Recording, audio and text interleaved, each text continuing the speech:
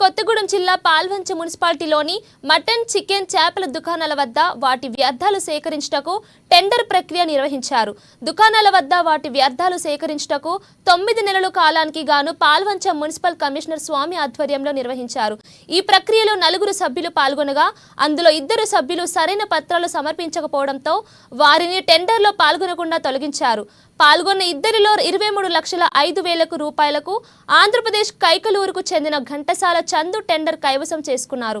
మాంసపు వ్యర్థాలు ప్రతిరోజు పాల్వంచ మున్సిపాలిటీ పరిధిలోని ఆయా షాపుల వద్ద సేకరించి వారు తీసుకెళ్లారు.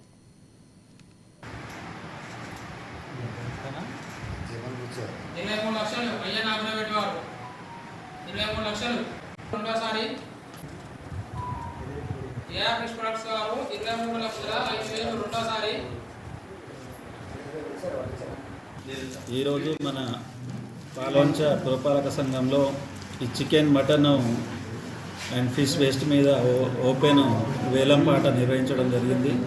ఈ పాటలో 4 పార్టిసిపేషన్ చేశారు, కానీ 2 డిస్క్వాలిఫై చేయడం జరిగింది. 2 పాట పాడడం జరిగింది. అందులో హైయెస్ట్గా ఏఆర్ ఫిష్ ప్రొడక్ట్ వారు 23,05,000 రూపాయలకు పాటను దక్కించుకోవడం జరిగింది.